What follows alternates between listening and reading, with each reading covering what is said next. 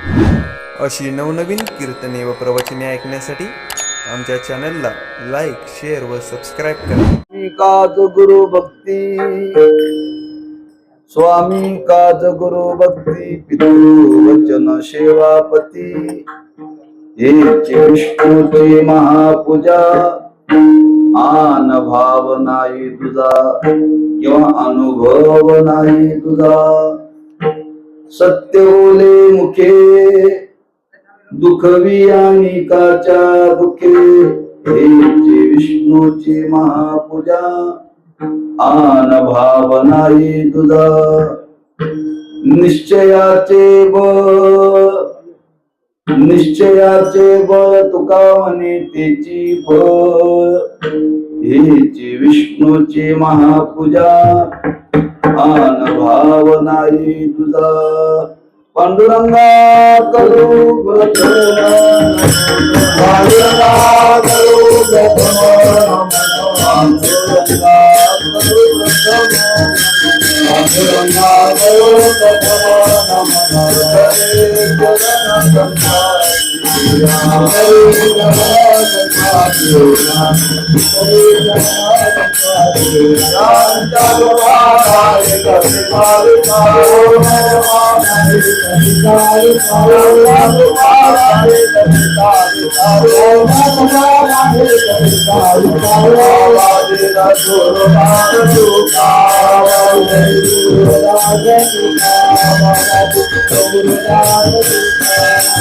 नमो ज्ञानेश्वरा नमो ज्ञानेश्वरा निवृत्ती उदारा सोपान देवा नमो मुक्ताबाई त्रिभुवन पावनी आद्यत्रे जननी देवाची नमो सद्गुरु तुकया ज्ञान दीपा नमो सद्गुरु सच्चिदानंद रूपा नमो सद्गुरु भक्त कल्याण मूर्ती नमो सद्गुरु भास्करा पूर्ण कीर्ती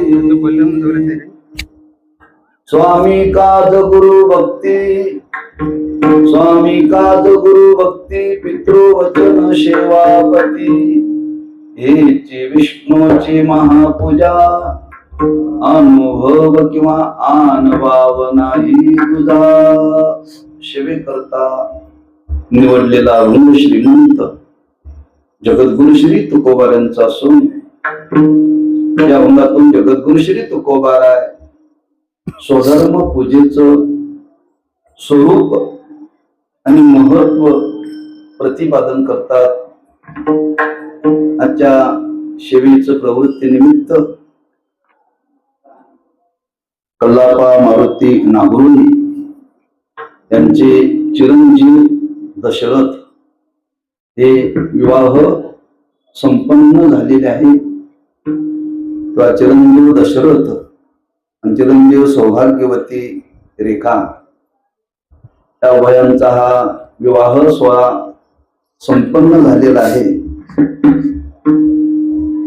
आणि त्या विवाह सोहळ्याच्या निमित्ताने आज भगवान महाविष्णूची पूजा सत्यनारायण पूजा आणि त्या पूजेच्या निमित्ताने आजचा हा कीर्तन सेवेचं आयोजन या परिवाराच्या वतीनं केलेलं आहे. यथामती काही चिंतन वेळेचं भान ठेवून करण्याचा प्रयत्न करू. कारण ते घड्याळ जे निर्माण केलेलं आहे ते शो करता नाही बरं. आपल्या जीवनामध्ये चाललेला जो काळ आहे त्या काळाचं भान त्या काळाचं स्मरण प्रत्येक जीवाला राहावं तो आपल्याला जाणीव करून देतोय. प्रत्येक घडी घडीची तो जाणीव करून देतोय बरं. तेव्हा त्या घडीकडे पाहून आपल्याला आपली घडी विस्कळणार नाही याची काळजी घ्यायची आहे. एक आनंदाचा सोहळा आहे मानवी जीवनामध्ये. त्या विवाह सोहळ्याला फार महत्व आहे, लक्षात ठेवा. जसा जन्माचा सोहळा तसा विवाहाचा सोहळा आणि शेवटी येणारा मृत्यूचा सोहळा. पण एक हा मानवी जीवनातला विशेष सोहळा आहे बर. ही शास्त्राने वर्णन केलेलं आहे.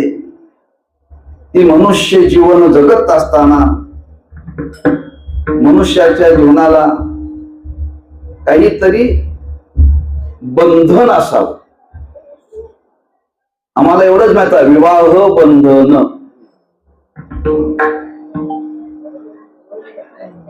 पण मनुष्याचं जीवन हे काही बंधनामध्ये असावं.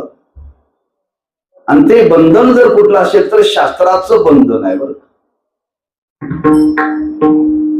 आणि शास्त्राच्या बंधनामध्ये मनुष्याने आपल्या जीवनातला व्यवहार करावा, किंबहुना जो शास्त्राच्या बंधनाला धरून व्यवहार करतो त्यालाच मनुष्य म्हणावं बरं. जो शास्त्रेचं उल्लंघन करतो त्याला मनुष्य म्हणून हे लक्षात ठेवा. म्हणून मनुष्याच्या जीवनाला इथं शास्त्र प्रमाण मानलेलं आहे. शास्त्र म्हणेल जे सांडावे हे राज्य हे मानावे, मानावे, राज्यही तृण मानावे. हा शास्त्राच्या आज्ञेप्रमाणे आपल्या जीवनातला व्यवहार आहे. तेव्हा शास्त्राची आज्ञा आहे. मनुष्य जीवन जगत असताना मनुष्याने आपल्या काही वयी परत्वे विवाह संस्कार संपन्न व्हावं बर.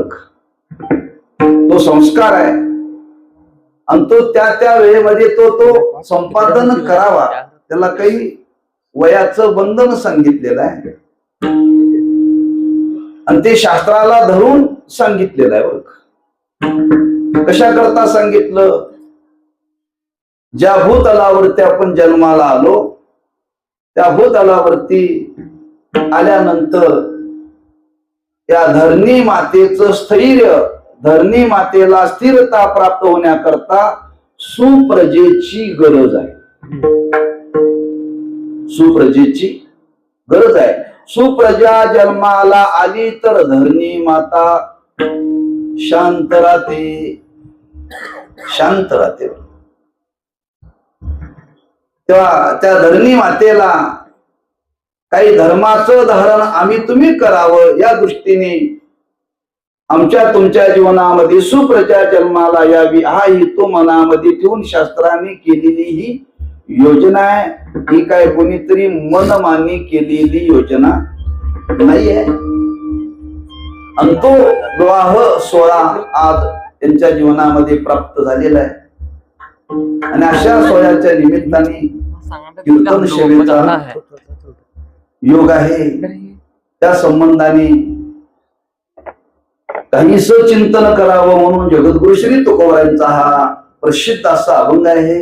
त्या अभंगातून मानवी जीवनामध्ये जीवन जगत असताना मानवी जीवन आपलं परिपूर्ण व्हावं याच्याकरता काही गोष्टीची जीवनामध्ये गरज आहे. आणि ती कोणती गरज तर स्वधर्माची गरज आहे. आणि त्या स्वधर्माचं वर्णन शास्त्राला धरून साधू संतांनी समाजाच्या समोर प्रगट केलेलं आहे की प्रत्येक मनुष्य स्वधर्मनिष्ठ राहिला पाहिजे. आणि त्या स्वधर्माचं वर्णन करत असताना त्या स्वधर्मालाच पूजा ही संज्ञा दिलेली आहे. 3 प्रकारची पूजा सांगितलेली आहे. कर्म पूजा, धर्म पूजा आणि वर्म पूजा. कर्म पूजा कोणी करावी, धर्म पूजा कोणी करावी आणि वर्म पूजा कोणी करावी. अधिकार परत्वे पूजेचा विचार मांडलाय बरं. अधिकार परत्वे पूजेचा विचार मांडलेला आहे. कर्म पूजा सर्वांनी करावी, धर्म पूजा सर्वांना करता येत नाही. आणि वर्म पूजा ती सर्वांच्या जीवनामध्ये अभिप्रेत आहे. पण ती वर्म पूजा सदासजी सर्वांच्या जीवनामध्ये एकाएकी घडत नाही. वर्ण परत्वे विचार मांडलेला आहे, वय परत्वे विचार मांडलेला आहे, पण पूजा मात्र सर्वांच्या जीवनामध्ये सांगितलेली आहे. लक्षात ठेवा. पण एकंदर पूजेचा विचार मांडत असताना त्या पूजेच्या मागे हेतू काय हो? पूजा कशा करता केली जाते? टाइमपास म्हणून काय, त्याच्यातून काय मिळवायचं म्हणून? पूजा याच्या करता केली जाते की देवाला प्रसन्न करण्याकरता पूजा केली जाते. देवाला प्रसन्न करण्याकरता पूजा केली जाते. त्याच्या मागे हा येतोय. एक, देवाला प्रसन्न करण्याकरता पूजा केली जाते, एक हेतू, आणि आपल्या मनाला प्रसन्नता प्राप्त व्हावी म्हणून पूजा केली जाते. एक, जीवनामध्ये देव आपल्यावरती प्रसन्न पाहिजे आणि त्याच्या बरोबर आपलं स्वतःच मन प्रसन्न पाहिजे. स्वतःच मन प्रसन्न पाहिजे. आज आमची तुमची परिस्थिती आहे, आमच्यावरती देवही प्रसन्न नाही आणि आपलं मनही प्रसन्न नाही. बरं, पण संतांनी आग्रह केलाय, मन करारे प्रसन्न सर्व सिद्धीचे साधन, मोक्षात्वा बंधन सुख समाधान इच्छाते. हा, मनाची प्रसन्नता ही कायम राहिली पाहिजे. आमच्या तुमच्या मनाला प्रसन्नता नाही का आहे, तात्कालिक आहे, म्हणजे काही कालापुरते, कालापुरती प्रसन्नता, याला प्रसन्नता म्हणत नाहीत. बरोबर. हा, नित्य प्रसन्नता जीवनामध्ये प्राप्त राहिली पाहिजे.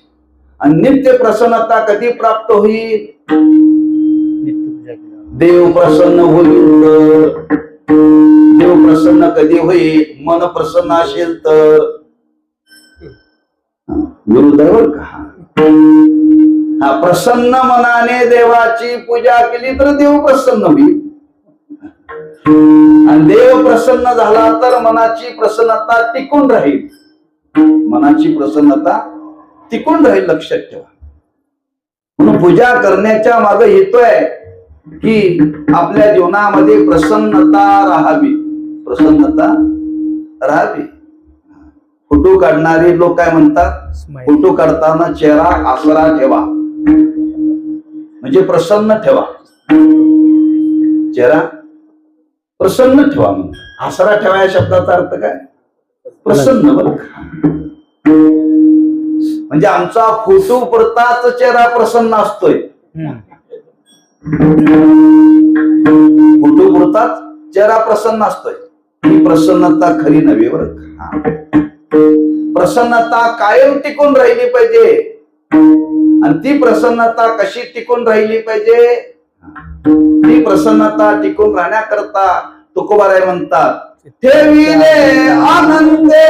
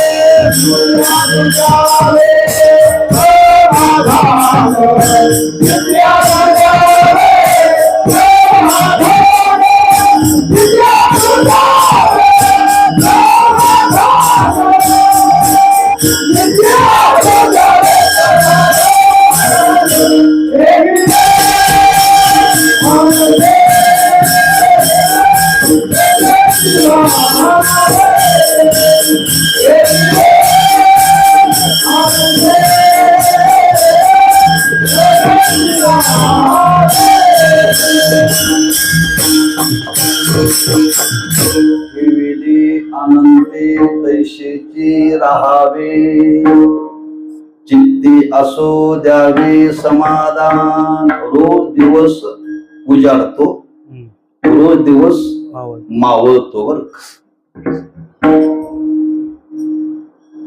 रोज दिवस उजाडतो, रोज मावळतो. उजाडल्याबरोबर जी मनाची प्रसन्नता असते ती मावळताना नसते बर. मावळताना नसते. रोज आपल्या जीवनात रोज एक प्रसंग येतो, रोज एक प्रसंग येतो, नवीन नवीन बर. असे आठवड्याचे 7 दिवस, महिन्याचे 30 दिवस आणि वर्षाचे 300 आणि आयुष्याचे जेवढे असतील तेवढे हे बदलत राहणार आहे बर का. हे बदलत राहणार आहे. सोमवार बदलणार आहे, मंगळवार बदलणार आहे, बुधवार बदलणार आहे. हे सगळं बदलत राहणार आहे. पण अशाही बदलत्याच्या काळामध्ये आपली प्रसन्नता टिकून राहिली पाहिजे. आणि ती प्रसन्नता टिकून राहावी असं जर वाटत असेल तर त्याला एकमेव जर साधन असेल तर प्रत्येकाने आपल्या वाट्याला आलेला स्वधर्म, त्या स्वधर्माचं अनुष्ठान करणं हीच जीवनातली खरी पूजा आहे. आणि त्या पूजेचं अनुष्ठान प्रत्येकाने जीवनामध्ये केलं पाहिजे. प्रत्येकाने जीवनामध्ये केलं पाहिजे बरं का. म्हणून धर्म पूजेचा विचार सोडून द्या आणि वर्म पूजेचा विचार सोडून द्या. फक्त स्वधर्म पूजेचा विचार तेवढा विचारात घ्या.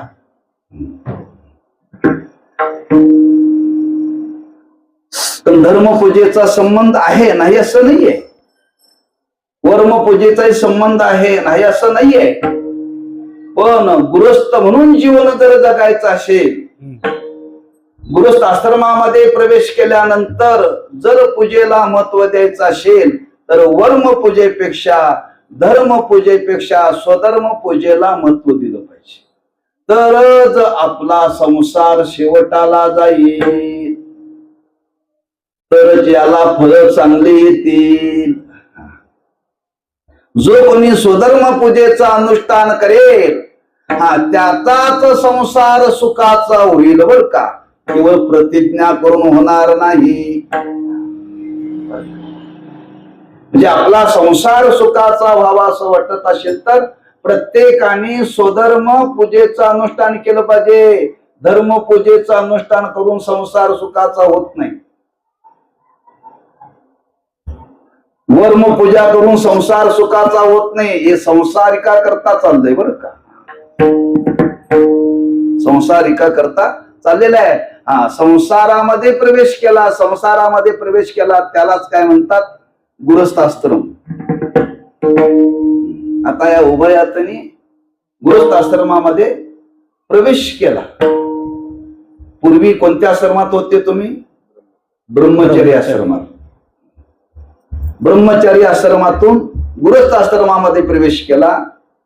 गृहस्थ आश्रमातून बऱ्याच कालानंतर वानप्रस्थ आश्रम आहे आणि वानप्रस्थ आश्रमानंतर संन्यास आश्रम आहे.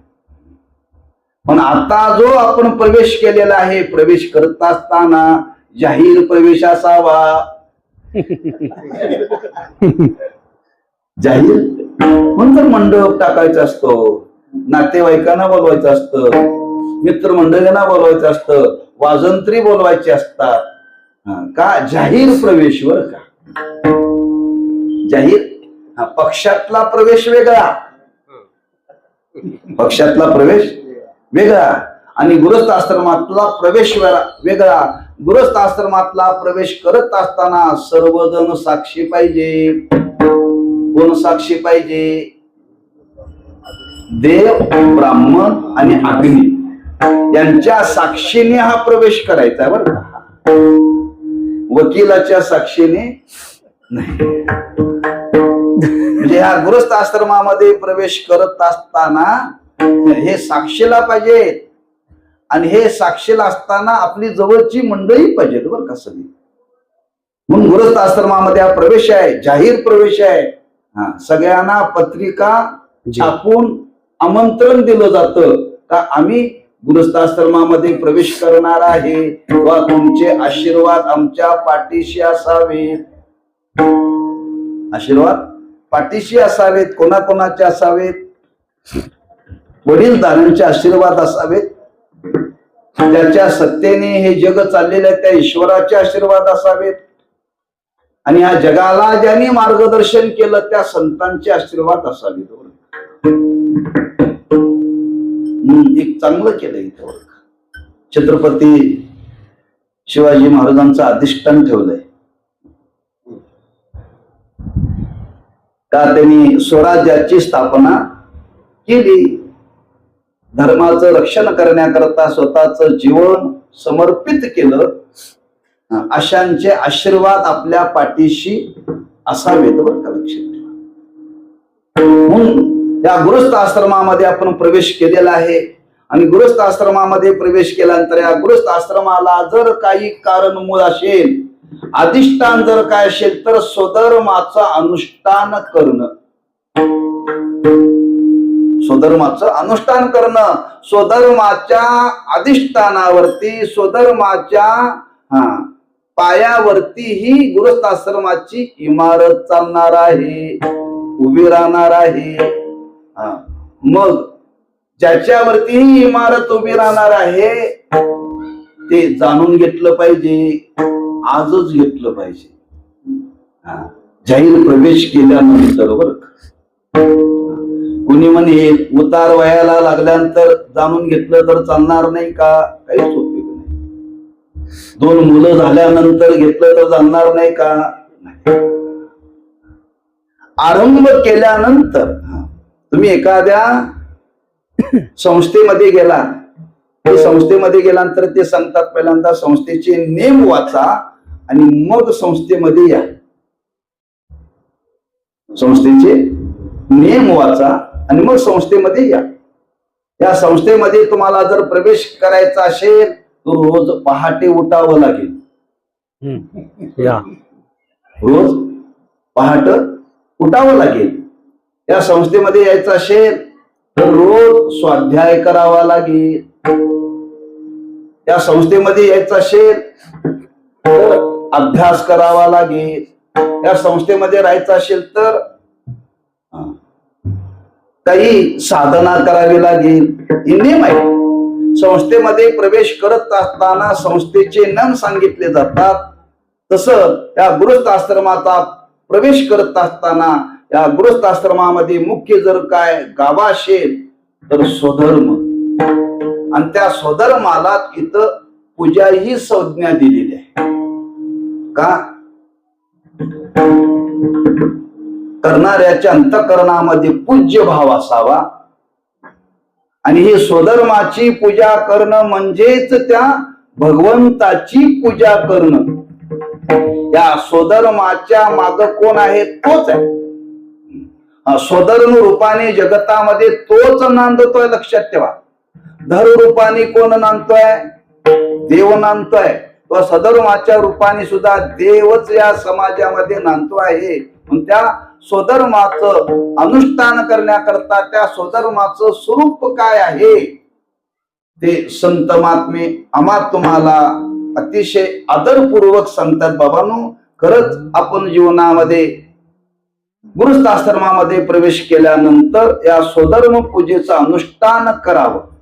स्वधर्म पूजेचं अनुष्ठान करावं. जो कोणी स्वधर्म पूजेचं अनुष्ठान करेल त्या अनुष्ठानाचा परिणाम तो परमात्मा प्रसन्न होईल. तया सर्वात्मका ईश्वरा स्वकर्म कुसुमाच्या विरा पूजा केली होय अपारा दोषा लागी. फल पुढं सांगितलंय बरं. फल पुढं सांगितले. म्हणून ती पूजे गिरिजलेनी आत्मराजे वैराग्य सिद्धी देई जे बसायतया. जो स्वधर्म पूजेचं अनुष्ठान करेल त्याच्या जीवनामध्ये काय फल प्राप्त होईल? वैराग्य प्राप्त होईल. काय प्राप्त होईल? वैराग्य प्राप्त होईल. आणि वैराग्य प्राप्त होणं हाच भगवंताचा प्रसाद आहे. वैताग वेगळं आणि वैराग्य वेगळं. ईश्वराच्या कृपेशिवाय वैराग्य जन्माला येत नाही. ईश्वराच्या कृपेशिवाय वैराग्य जन्माला येत नाही. दात खाऊन वैराग्य धारण करता येत नाही. ईश्वर कृपेची गरज आहे. आणि त्या ईश्वराची कृपा जर होईल तर आपल्या जीवनामध्ये वैराग्य जन्माला येईल. आणि त्या ईश्वराची कृपा होण्याकरता त्या स्वधर्माचं अनुष्ठान प्रत्येकाने जीवनामध्ये केलंच पाहिजे. प्रत्येकाने केलंच पाहिजे. आणि ते प्रत्येकाने जीवनामध्ये करावं. म्हणून तुकोबारा म्हणतात त्या स्वधर्माचं स्वरूप काय आहे? त्या स्वधर्माचं स्वरूप महाराज अभंगाच्या पहिल्या चरणामध्ये करतात.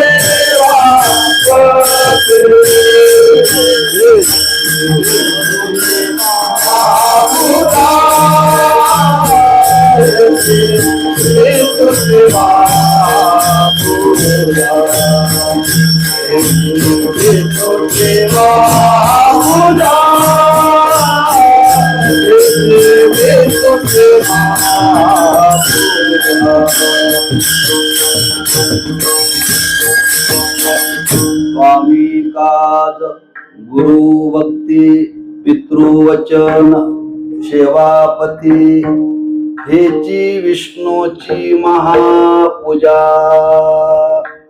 विस्ताराने विचार तुकोबारांनी त्या स्वधर्म पूजेचा मांडलेला आहे.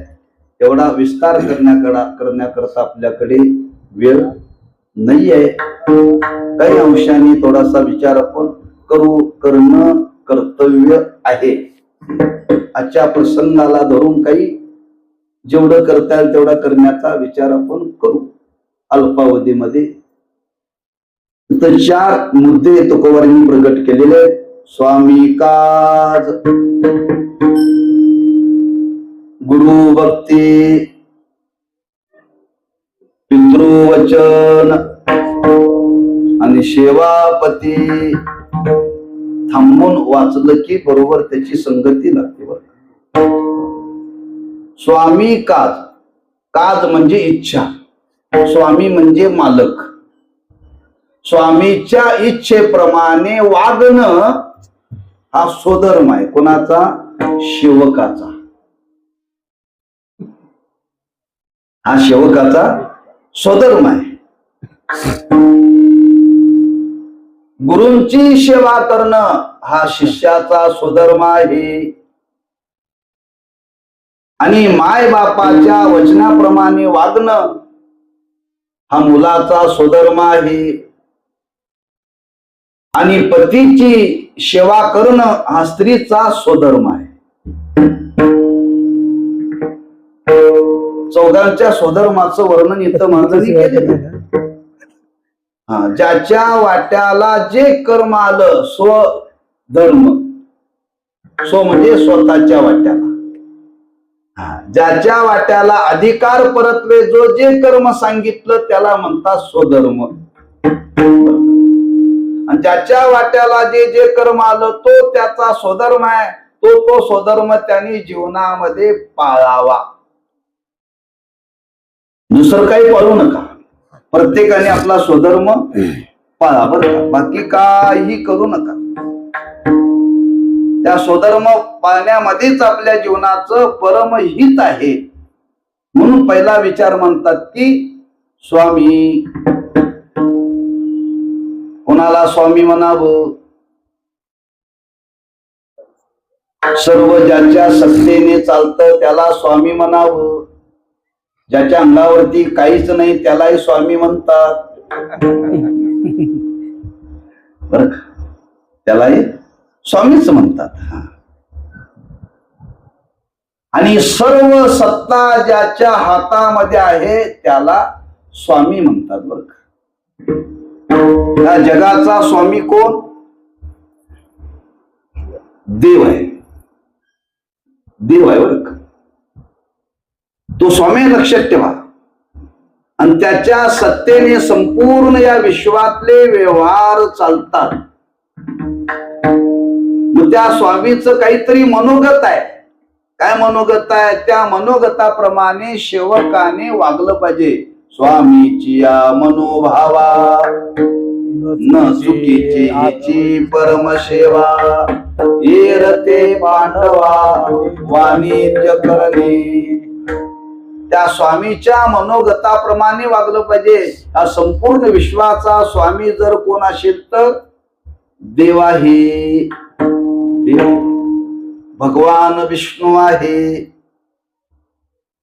संपूर्ण या विश्वाचा तो मालक आहे, लक्षात ठेवा. मालक आहे.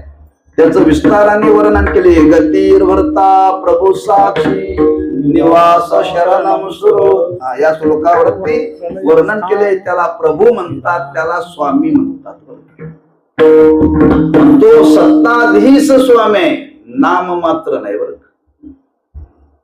आणि त्याच्या मनोगताप्रमाणे सर्वांनी वागलं पाहिजे. हा एक पहिला या स्वधर्माचा विचार मांडलेला आहे. हा प्रत्येकाने ईश्वराच्या मनोगताप्रमाणे वागावं. प्रत्येकाने म्हणजे जो जो मनुष्य जीव या भूतलावरती जन्माला आला त्या प्रत्येक मनुष्य जीवाने त्याच्या मनोगताप्रमाणे वागलं पाहिजे. त्याचं मनोगत काय? श्रुती स्मृती ममय आज्ञा. श्रुती आणि स्मृती. श्रुती म्हणजे वेद उपनिषद आणि स्मृती म्हणजे गीता. त्या भगवंताच्या ह्या आज्ञा आहेत आणि त्या आज्ञेप्रमाणे प्रत्येकाने वागायचं. त्याची आज्ञा काय आहे हो? निषिद्ध व्यवहार करू नका, विहित व्यवहार करा, विधीते पाळीत, निषेधाते गाळीत. जो विधी सांगितला त्या विधीप्रमाणे वागा. जे करा म्हणून सांगितलं ते करा आणि जे करू नका म्हणून सांगितलं ते करू नका. हा सर्वांना त्या स्वामीने सांगितलेला सेवेचा भाग आहे. आणि जो त्याच्या मनोगताप्रमाणे वागतो ही त्या स्वामीची खरी पूजा आहे. स्वामी काज पुढं सरकतो.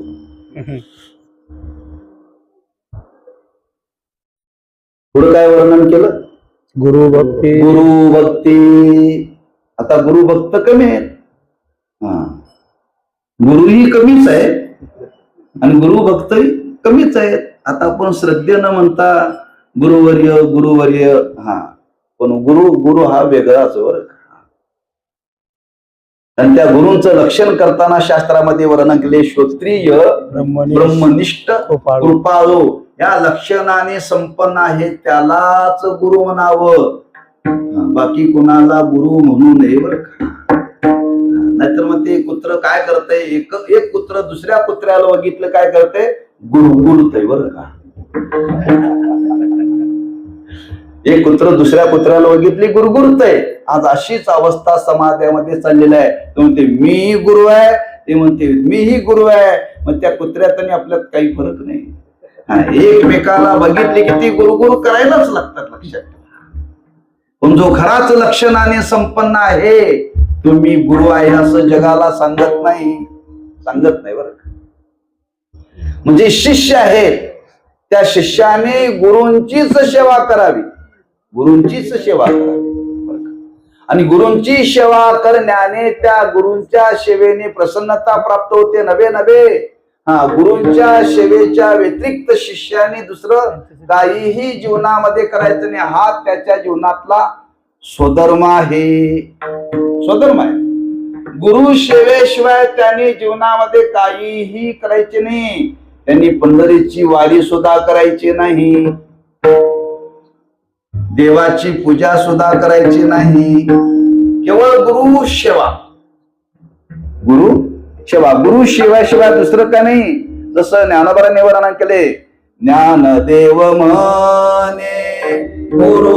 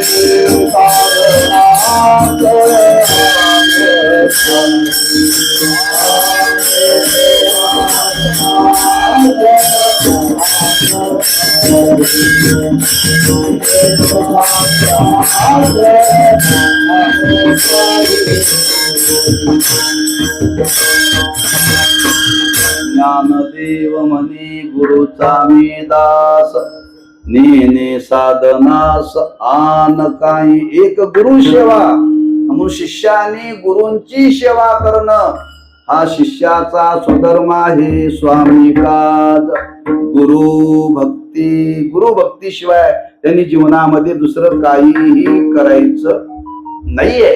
हा, आणि त्याच्या पुढे वर्णन केले पितृवचन. मुलाने आई वडिलांच्या आज्ञेप्रमाणे वागायचं. कुठपर्यंत? शेवटपर्यंत आम्ही वागतो. कुठपर्यंत? लग्न होत नाही तोपर्यंत. लग्न झालं की माणसं बायकोच्या आज्ञेप्रमाणे वागतात. नेमकं सांगायच्या वेळेला सुटून गेले. हीच तर शोकांतिका आपल्या जीवनात.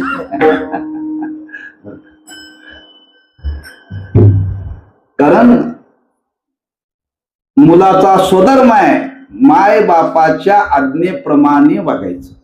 माय बाप म्हणतील ते, माय बाप म्हणतील ते, माय बापाच्या आज्ञेचं उल्लंघन करायचं नाही. पितृवचन ध्रुव बाळाने पाळकणे काय पाळलं? ध्रुव बाळाची इच्छा होती बापाच्या मांडीवरती बसायचं. त्यांनी सांगितलं माझ्या मांडीवरती बसायचं नाही, तो निघून जा. निघून गेला. बरं, मला एवढंच सांगायचं संबंध. अनेकाने आपल्या जीवनामध्ये आता त्यानं माय बापाचं ते वचन पाळलं, त्याच्या माग काय भाग तो वेगळा आहे. पण प्रत्येकाने आपल्या जीवनामध्ये माय बापाचं वचन हे पाळलंच पाहिजे. माय बापाच्या वचनाचा तिरस्कार कधीही करू नये. बरं का, लक्षात ठेवा. त्यांच्या आज्ञेप्रमाणे आपण जीवनामध्ये प्रत्येकाने वागणं पाहिजे. मुलाचा स्वधर्म आहे. मुलाचा स्वधर्म आहे. माय बापाच्या आज्ञेचं उल्लंघन करायचं नाही. कितीही कष्ट झाले तरी, कितीही त्रास झाला तरी, अगदी जीवावरती बेतलं तरी, जीवावरती बेतलं तरी, कितीही प्रतिकूलता जीवनामध्ये भोगण्याची वेळ आली तरीही माय बापाच्या वचनाचा अनादर कधी जीवनामध्ये करायचा नाही. आपल्याला प्रसिद्ध उदाहरण माहितीच आहे रामायणाचं. वनवास भोगणं अनुकूल आहे का प्रतिकूल आहे? प्रतिकूल आहे. शुकार केला, अनादर केला का आदर केला? आदर. नुसतं श्रीराम म्हणून चालत नाही, लक्षात ठेवा. प्रभू रामचंद्राने आपल्या बापाच्या वचनाचा आदर केला, लक्षात ठेवा. तिरस्कार केलेला नाही. त्या आज्ञेप्रमाणे ते वागले. म्हणजे माय बापाच्या वचनाप्रमाणे वागणं हा मुलाचा स्वधर्म आहे. तो स्वधर्म त्याने जीवनामध्ये पाळावा. आणि पुढे वर्णन केले पती सेवा. स्त्रीने आपल्या पतीची सेवा करावी. कशी करावी? पतीची या मता अनुसरोनी पतिव्रता पुढं अनायाशे आत्महिता भेटेची गा कोण. त्या स्त्रीने आपल्या आयुष्यभर पतीची सेवा करावी, पतीची सेवा करावी. स्त्रीने पतीची सेवा करणं हाच तिच्या जीवनातला स्वधर्म आहे. स्वधर्म का हा, तिने बाकी कोणाची सेवा करणे, पती सांगेल त्याप्रमाणे. पतीने सांगितलं माझी सेवा करण्यापेक्षा आई बापांची सेवा कर, तिनं मानलं पाहिजे. मानलं पाहिजे. ती म्हणणार मी करणार नाही, मी फक्त तुमचीच करणार. ती पतिव्रता ना वेतीव्रता. पतीने सांगितल्याप्रमाणे प्रत्येक गोष्टीचं त्याने जीवनामध्ये अनुकरण केलं पाहिजे, अनुष्ठान केलं पाहिजे. लक्षात ठेवा, उगाच तुकोबाराय बोलून गेले नाहीत. पतिव्रते जैसा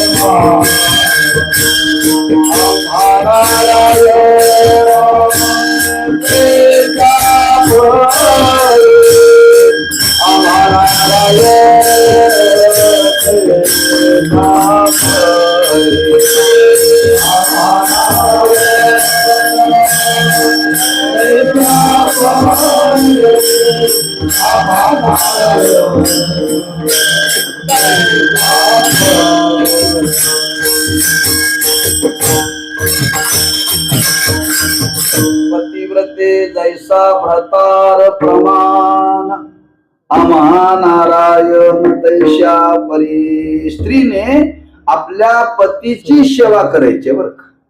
त्या पतीच्या सेवेकरता तिचं जीवन आहे. कारण ती समर्पण भावाने आलेली आहे, सर्वांचा त्याग करून आलेली आहे. आता ती इथं स्वतंत्र नाही, स्वतंत्र नाही बरं. आता पतीच्या अंकित तिला जीवन जगावं लागतं.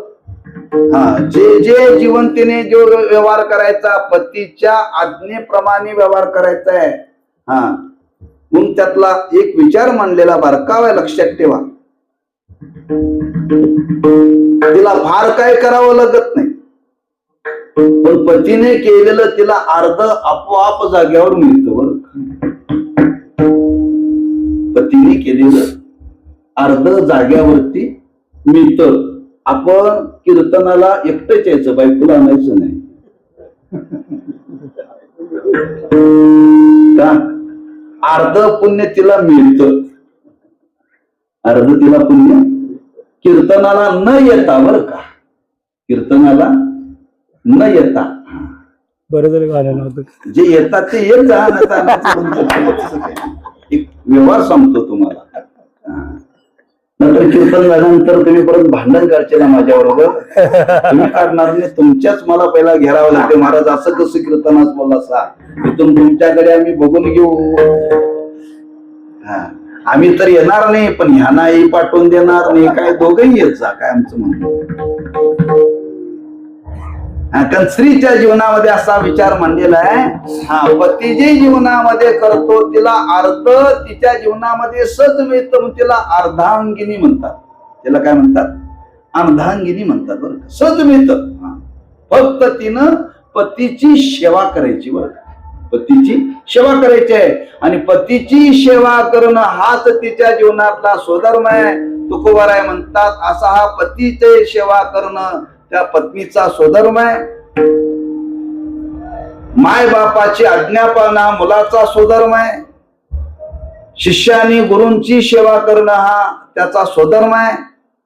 आणि सेवकाने स्वामीची सेवा करणं हा त्याचा स्वधर्म आहे. या स्वधर्माचं जो कोणी अनुष्ठान करे त्याला भगवान विष्णूची पूजा केलेच फळ मिळतं. स्वतंत्र तुम्हाला देवाची पूजा करण्याची गरज नाही. या सर्वांच्या स्वधर्माचं जे जे अनुष्ठान आपल्या योग्यतेप्रमाणे सांगितलं, तो जो कोणी या स्वधर्माचं अनुष्ठान करेल त्याला स्वतंत्र देवाची पूजा करण्याची गरज नाही. साक्षात त्या महाविष्णूचीच पूजा घडते.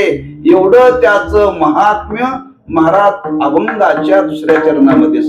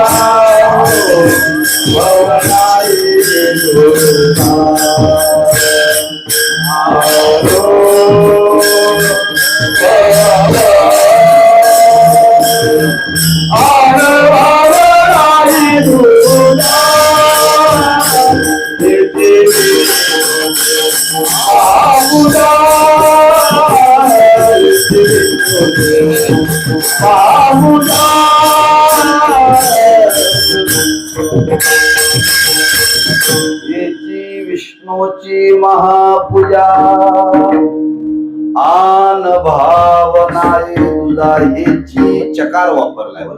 हेची स्वामीच मनोगताप्रमाणे वागणं हीच विष्णूची महापूजा. हीच बर का. स्वतंत्र त्याला विष्णूची पूजा करायची गरज नाही.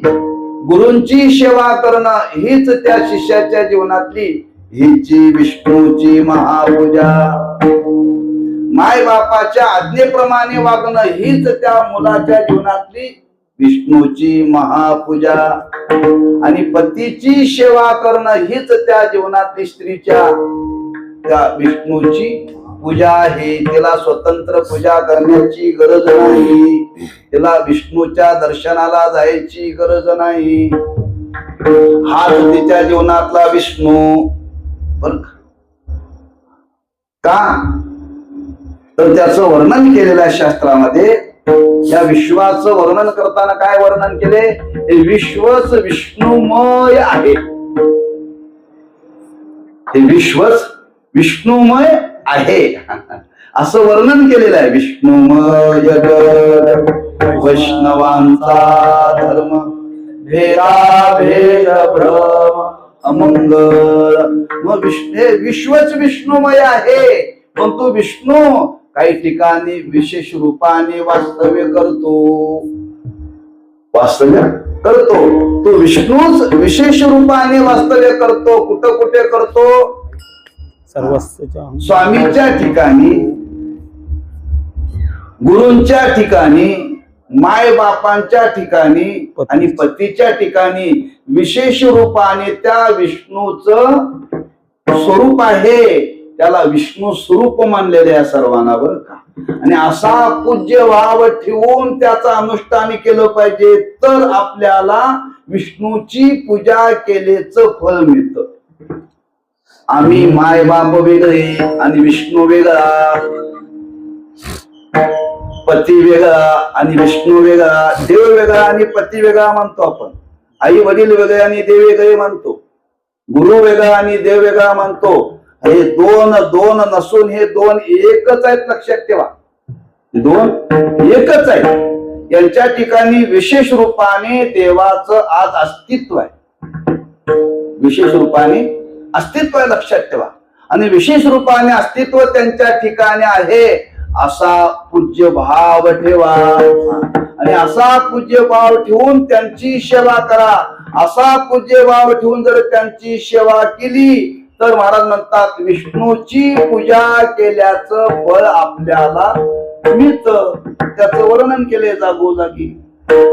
सकल तीर्थांची धुरी जे का माता पितरे, जयांच्या सेवे शरीरे लोन किजे. एक वर्णन केले. दुसरं वर्णन केले सर्व जीवाच्या ठिकाणी देवच आहे असं वर्णन केले कधी. जे जे भेटे भूत तेथे मानी जे भगवंत, हा भक्ती योग निश्चित जान माझा. तेव्हा आपण यांच्याकडे पाहत असताना देव या भावनेनच पाहिलं पाहिजे. पण हा भाव टिकून राहणं फार कठीण आहे, म्हणून स्वधर्माची योजना केलेली आहे. माणसाला माणसं म्हणून माणसं पाहतात का देव म्हणून पाहतात? माणसं माणसाकडे पाहताना माणूस म्हणून पाहत नाही, काय देव म्हणून पाहतात? माणूस म्हणून पाहतात, देव म्हणून कोणी पाहत नाही. बरं, काही कालापुरतं तेवढंच हो, कालापुरतं तेवढंच. मी नेहमी हा विचार सांगतो, नवर देव,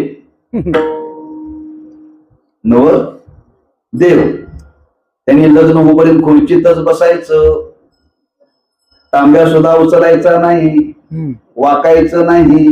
देव आहे, देव ना, घांबी बसायचं नाही. हा तो देव म्हणूनच असतो, लक्षात ठेवा. कुठपर्यंत? लग्न होईपर्यंत, कुठपर्यंत? पोराचं होईपर्यंत. आता तुझी बायको तुला देव म्हणते का? आता काय म्हणते? गडी. नावानं हाक म्हणते का? हो म्हणते. नावान नावान नाही, लाजू नको काय.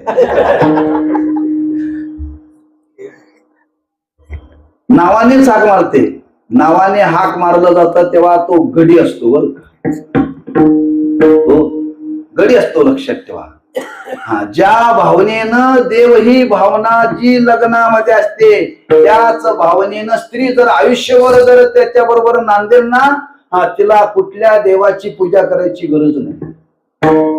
पण तो भाव टिकत नाही ना, तो भाव बदलतो, लक्षात ठेवा. त्याच भावनेनं तिनं पाहिलं पाहिजे आणि त्याच भावनेनं नवरदेवाने वागलं पाहिजे. त्यानेच तसं वागलं पाहिजे ना. आता देव म्हटलं तर देव कुठं तंबाखू खातो का? भांडतो का? शिव्या देतो का? नाही. धाब्यावर देतो का? जी देवाची लक्षणं सांगितली ती लक्षणं त्याच्याजवळ आली पाहिजे. म्हणजे दोघांचा भाव एकमेकाच्या ठिकाणी राहण्याकरता दोघांनाही वागण्यामध्ये बंधन आहे, लक्षात ठेवा. उगाच तुकोबारांना वाटलं आणि समाजाला सांगावं म्हणून तुकोबारांनी लिहून ठेवलेलं नाही. हेची विष्णूची महापूजा, हा फार मोठी दूरदृष्टी ठेवून हा विचार मांडलेला आहे संतांनी समाजाच्या बाबतीत. हा, प्रत्येकाला स्वतंत्र देवाची पूजा करायला वेळ नाही आणि प्रत्येकाने आपल्या जीवनातला वेळ काढून पूजा करू नये. हा, स्वधर्माचं फक्त अनुष्ठान पाळा हा स्वधर्माचं अनुष्ठान जो जीवनामध्ये करेल, महाराज म्हणतात त्याच्या जीवनामध्ये सहजी पूजा घडेल, त्याला स्वतंत्र वेळ देण्याची गरज नाही. हा फार मोठा दृष्टिकोन ठेवला, लक्षात ठेवा. आज प्रत्येकाने स्वधर्म पाळावा, स्वधर्म पाळावा. हा आम्ही स्वधर्म पाळायला तयार नाहीये. पाण्याचा स्वधर्म काय? कान बघवणे. पाण्याचा स्वधर्म आहे ओलं करणं. त्यानं आतापर्यंत कधी सोडलाय का?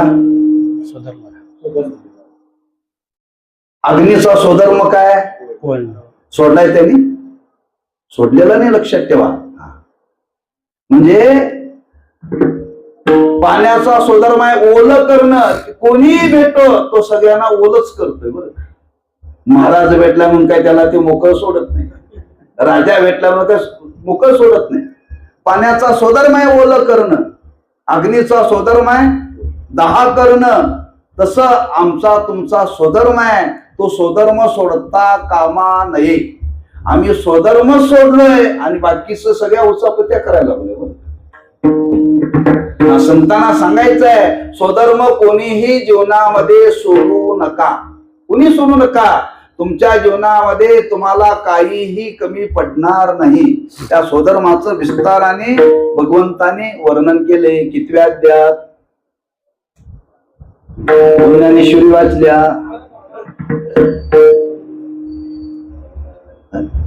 कितव्या अध्यायात केलं वर्णन?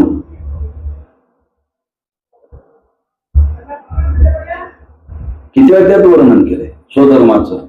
तुम्ही स्वधर्मा ते भजाल उभे. कितव्या अध्यायातले? अलीकडचे आहे हो.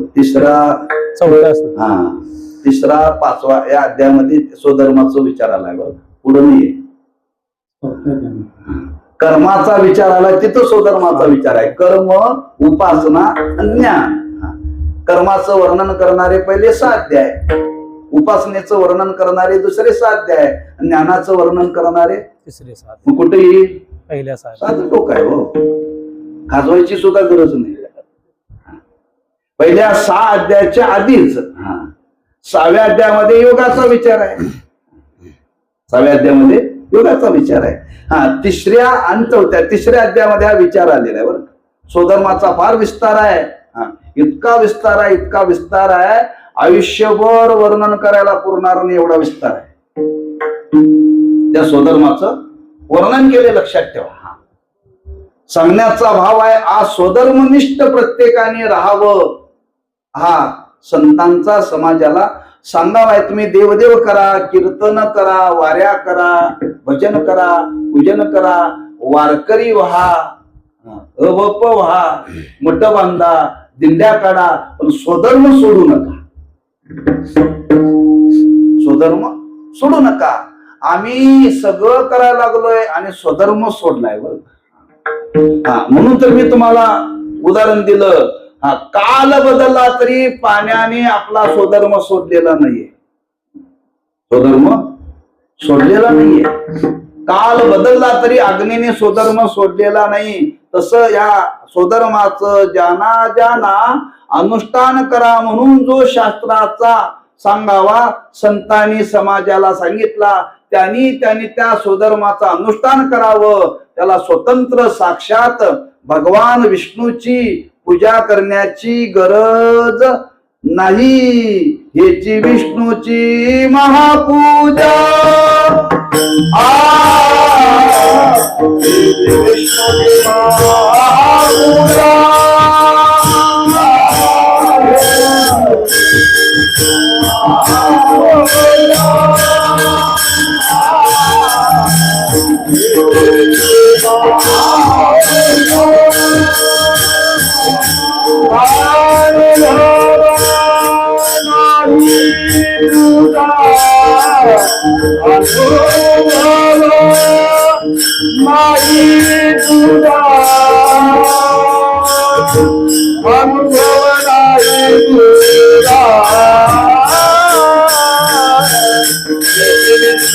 Mahapurusha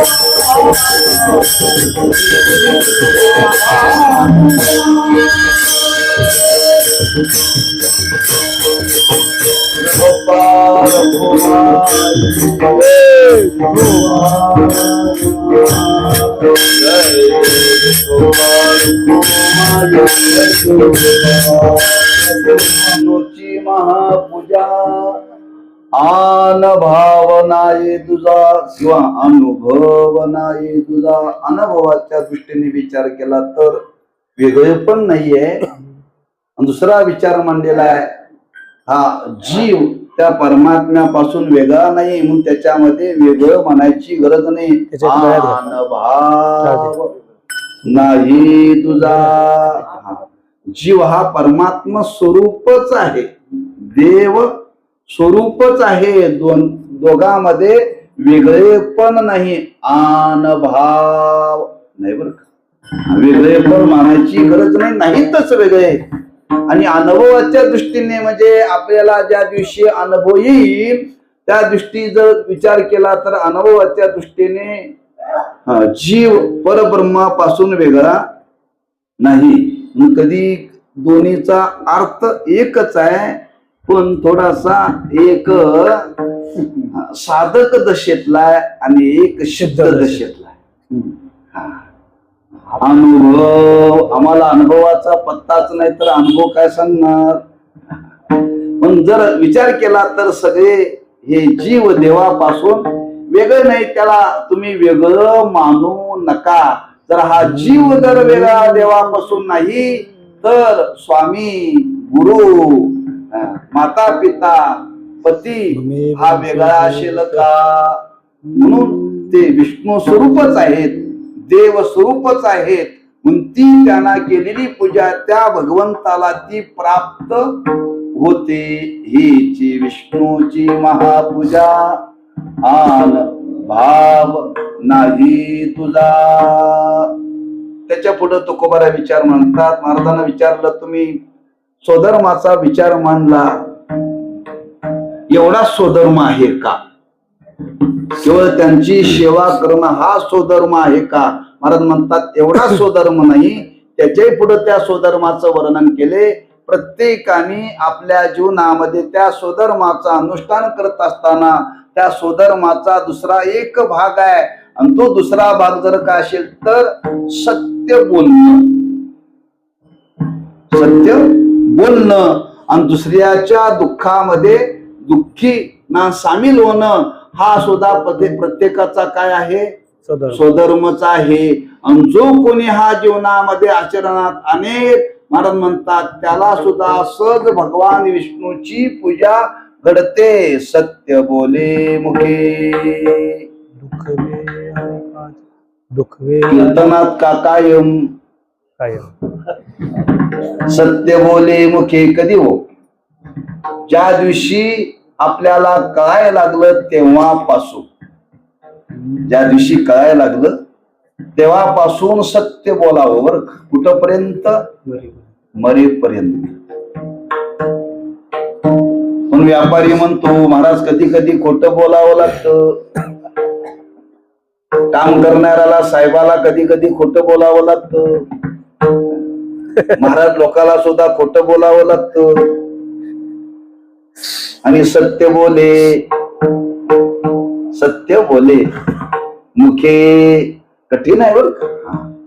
स्वधर्माचं अनुष्ठान करणं सांगणं सोपं आहे, पण प्रत्यक्ष स्वधर्माचं अनुष्ठान करणं फार काठीण्य आहे, काठीण्य आहे. हा उगाच त्या स्वधर्माचा आणि भगवान विष्णूची सांगड घातलेली नाही, लक्षात ठेवा. पण ते आचरण करण्याकरता फार कष्ट आहेत, फार कष्ट आहेत. एकाएकी आपल्याला हे जपणार नाही, त्याचा अभ्यास करावा लागेल, त्याचा अभ्यास करावा लागेल. लगेच ऐकला आणि लगेच वागायला लागला असं इतकं वागण्यासारखं ते सोपं नाही. लक्षात ठेवा, फार कठीण आहे त्याच्यामध्ये. का तेवढी भावना आपल्या जीवनामध्ये ती निर्माण झाली पाहिजे ना. आपण घडी घडीला खोटं बोलतो, घडी घडीला खोटं बोलतो, किंबहुना खोटं बोलल्याशिवाय आपली बरीच कामं होत नाहीत. खोटं बोलल्याशिवाय बरीच कामं होत नाही. बऱ्याच लोकांना खोटं बोलायची सवय लागली. हा, एखादं काम नाही झालं तरी चालेल, पण खरं बोलायला शिकलं पाहिजे. खरं बोलायला शिकलं पाहिजे. लक्षात ठेवा, कारण खरं बोलणं हा एक स्वधर्म आहे आणि तो प्रत्येकाने जीवनामध्ये सांभाळला पाहिजे. त्या सत्याचं फार वर्णन केले. लक्षात ठेवा, वेदाने पहिला विचार सांगितला सत्यम वद. पहिलं काय सांगितलं? सत्यम वद. मुलाला पहिल्यांदा खरं बोलायला शिकवा. खरं बोलायला शिकवा आणि खरं बोलायला शिका. येस किंवा नो. येस किंवा म्हणजे काय? बोलतानाच पहिल्यांदा खरं बोला. खरं पहिल्यांदा खोटं बोलायचं आणि त्याच्यावरती सारवासारवी करायचं हे चालत नाही बरं. हा, बोलतानाच पहिल्यांदा खरं बोलायचं. त्या खरं बोलण्यामध्ये एखाद्याला राग आला तरी चालेल, लोक तुटतात म्हणून नुसतं वरच्यावर बोलून चालणार नाही. लक्षात ठेवा, ते सत्य बोलावं लागलं वाणीनं. फार मोठं त्या सत्याच्या माग सामर्थ्य आहे. ज्ञानोबारांनी वर्णन केले. ज्ञानोबाराय म्हणतात, आम्ही आमच्या जीवनामध्ये हा स्वधर्म पाळला. माझी या सत्यवादाचे तप वाचा केली 7 दिवस. वाचा केले बहुत कल्प. तयाचे हे महादीप पातलो प्रभू. ज्ञानोबाराय म्हणतात, आम्ही सत्य बोलण्याचं व्रत केलं. त्याचा परिणाम ज्ञानेश्वरी सारखा ग्रंथ आमच्या वाणीतून जन्माला आला. आज किती लोक ज्ञानेश्वरी वाचतात हो. काय ज्ञानोबारांनी केलेलं अनुष्ठान असेल बघा. आमचं कीर्तन एकदा ऐकली की पुन्हा माणसं ऐकायला येत नाही. काय म्हणतात ते खरी बोलत नाही. खरं आमच्या वाणीला सत्याची धार नाही, फक्त सत्याची धार आहे. आम्ही सत्य बोलत नाही. ज्ञानोबारांनी सत्याशिवाय दुसरं काही बोललं नाही. वागता येत, वागता येत. कष्टाचं आहे, कठीण आहे, पण ते वागलं पाहिजे. तुम्ही जर वाणीनं सत्य बोलण्याचं व्रत केलं ना, तुम्हाला देवाची पूजा करायची गरज नाही. तेच सत्य म्हणजेच देवाचं स्वरूप आहे. सत्य म्हणजेच देवाचं स्वरूप आहे. सत्य साच खरे नाम विठोबाचे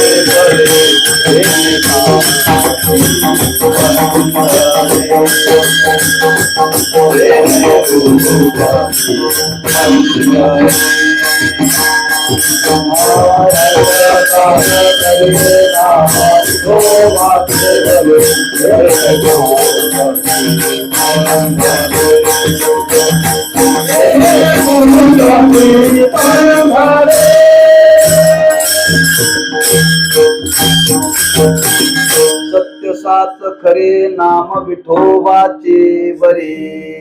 म्हणून सत्यम वद. वाणीनं सत्य बोललं पाहिजे. सत्य हे देवाचं स्वरूप आहे. जिथं सत्य आहे तिथं देव आहे आणि देव आहे तिथं सत्य आहे. आमच्या जीवनामध्ये हे का येत नाही? आमच्या जीवनात सत्यच नाहीये. आम्ही सत्याचा जीवनामध्ये स्वीकार केलेला नाही, पण तो करावा लागे. सत्य बोले मुके कायम बर का, काही कालापुरतं नव्हे. कधीही वाणीनं असत्य बोलायचं नाही. काय तुकोबारांचं प्रमाण आहे. असत्याचा लागो निधी वारा. बर, वाणीला असत्य बोलण्याचे संस्कार वार सुद्धा लागू देऊ नये. लागू देऊ नये. हा, बोलायचं असेल तर सत्यच बोलायचं, नाहीतर गप्प बसायचं. म्हणून मी एक वाक्य बोलून गेलो, तुम्हाला कुणाला ते फारसं कळालं नाही. येस किंवा नो मी म्हटलो, थोडं इंग्रजी शब्द वापरला. एखाद्याला तुम्ही जर येतो म्हटला ना, येतोच म्हणायचं. Yes. येत दमत असेल तर नाही म्हणून सांगायचं. त्याला येस किंवा नो मी सांगतो बरं का लक्षात. हा, येतो म्हणजे येतो. हा हा, ऐकणाराला हे म्हणलं पाहिजे काही हो, पण हा माणूस आल्याशिवाय राहणार नाही. आल्याशिवाय राहणार नाही बरं का. नाही म्हणजे नाही. हा, किती आपण विनंत्या करा, नाही नाही नाही आपल्याला जमणार. येत नाही. पण सत्य ना, मग काय खालचं वर झालं तरी मी येणार. म्हणून याच्याकरता मी यस आणि नो शब्द वापरला. एवढं तरी जीवनामध्ये पाळा, एवढं तरी जीवनामध्ये येतो म्हणतो. पाळा, लक्षात ठेवा. हा हा, कुठंतरी त्या सत्याचं आचरण करण्याची गरज आहे. लोक म्हणतात महाराज हे सत्य युग राहिलेलं नाही, मग सगळ्यांनी का असत्य बोलायचं का? सत्य बोले मुखे. आणि दुसरं वर्णन केले, दुःखवे अनेकाच्या दुखे. अनेकाच्या जीवनामध्ये काही दुःखाचे प्रसंग येतात. आमच्या जीवनामध्ये दुःखाचे प्रसंग येत नसतील, पण दुसऱ्याच्या जीवनामध्ये प्रसंग दुःखाचे आले ना, त्या दुःखाच्या प्रसंगामध्ये आपण दुःखी व्हायला शिका, सामील व्हायला शिकावं. कुणी असो तो, कुठल्या जातीचा बघू नका, कुठल्या वर्णाचा बघू नका, कुठल्या लिंगाचा बघू नका, कुठल्या पक्षाचा बघू नका, कुठल्या फडावरचा बघू नका. मला एक ग्रस्त निपाणी स्टँडवरती भेटले. तेच बोलला, म्हणजे महाराज कुठल्या गावचे, कुठं चाललाय? मी बेळगावला. तुम्ही कुठले? मी बेळगावचा आहे. म्हणजे तुमचं गाव किरणवाडी. मी कीर्तनाला येतो म्हटलं तिकडं. कुठल्या फडावरचे? लगेच विचारलं बरं का, कुठल्या फडावरचे? हे बीज फार उतरले खाली बरं का. सामान्य आहे, निष्ठावंत वारकरी नव्हता, लक्षात ठेवा. पण त्यांनी मला सहज विचारलं कुठल्या फडावरच. मी त्याला फड सांगितलंच नाही. मी साखरे महाराजांचा आहे. साखरे महाराजांचा आहे, फड नाही बरं का साखरे महाराजांचा. फड करण्यामध्ये साखरे महाराजांचा फड नाही. ती संस्था आहे, परंपरा आहे, ज्ञानाची परंपरा आहे. मला सांगण्याचा काय भाव आहे? हा, दुःखी झाल्यानंतर तो कुठला आहे, कुठल्या यतीचा आहे, कुठल्या वर्णाचा आहे, कुठल्या लिंगाचा आहे, कुठल्या पक्षाचा आहे, आता फडाचा आहे, हे सुद्धा बघू नका वर. मी त्याला गाडीवरती घेतलं असतं, पण तो आमच्या फडावरचा नाही, हे सुद्धा येऊ देऊ नका. दुःखवी अनेकाच्या दुःखे. जीव आहे ना, कोणताही जीव तुम्हाला दुःखी दिसला की त्या दुःखामध्ये सामील व्हायला शिका. अरे हीच देवाची पूजा आहे.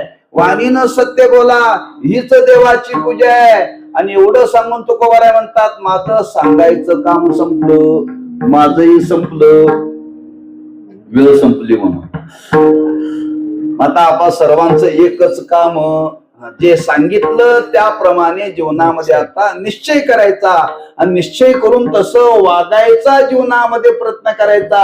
आणि जो कोणी वागेल, महाराज म्हणतात, त्याच्या जीवनामध्ये हे फल त्याला अनुभवाला येईल.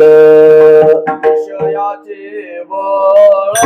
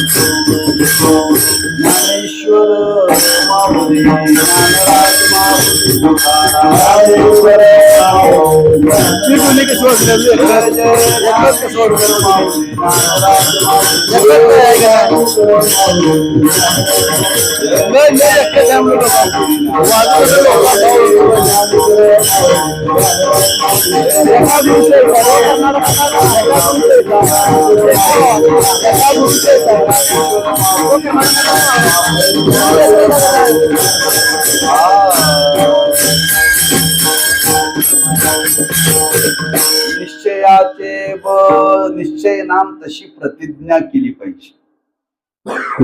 पण त्या प्रतिज्ञेचं त्या निश्चयाचं आहे कसं, एक वर्माचा भाग सांगतो आणि थांबतो.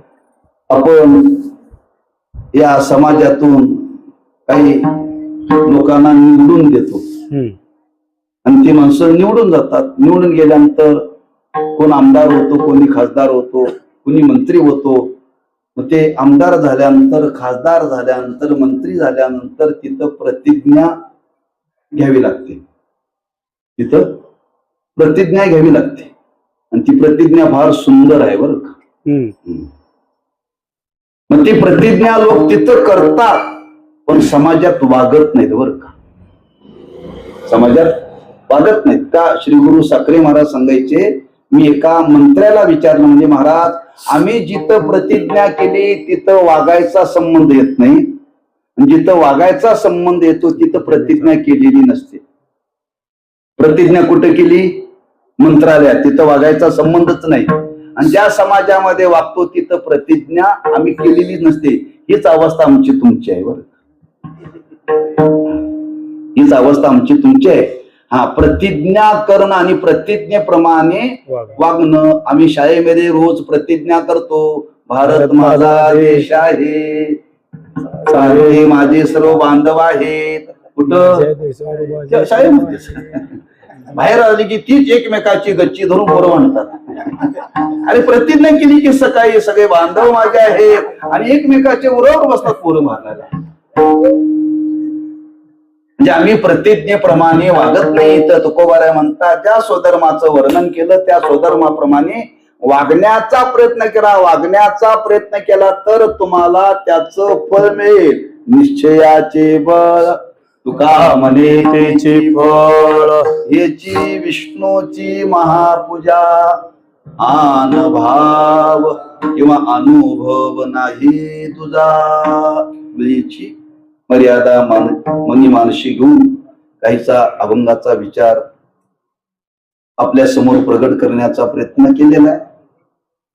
झालेली सेवा त्या भगवंताच्या श्री गुरूंच्या चरणी समर्पित करायची आहे आणि त्या भगवंताकडे एवढंच मागायचं आहे. अशी जी स्वधर्माची ठेवण आमच्या तुमच्या जीवनामध्ये सांगितली, त्या स्वधर्माचा अनुष्ठ करण्याकरता जे सात्विक धैर्य लागतं ते धैर्य आम्हाला प्राप्त व्हावं आणि हळूहळू राहिलेल्या कालावधीमध्ये आपल्या जीवनामध्ये त्या स्वधर्माचं अनुष्ठान घडावं आणि ते फळ आमच्या पदरामध्ये पडावं.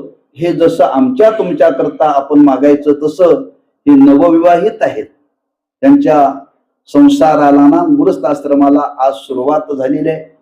त्यांच्या जीवनामध्ये या पद्धतीने ही वाटचाल घडावी आणि वाटचाल घडून त्यांच्या पोटी सुप्रजा जन्माला यावी. अशी सुप्रजा जन्माला यावी तयाचा हरिक वाटे देवा. हीच त्या भगवंताच्या चरणी प्रार्थना करून त्या नवविवाहितांना त्या संतांचा आणि भगवंताचा आशीर्वाद त्यांच्या पाठीशी राहावा आणि त्यांच्या जीवनाची वाटचाल यशस्वी व्हावी अशी त्यांच्या करता आपण त्या भगवंताच्या चरणी प्रार्थना करून शिवेला पूर्ण विराम देऊ. पायाच्या प्रसादे काही बोलिलो विनोदे, मज क्षमा करणे संती नवे अंगभूत युक्ती.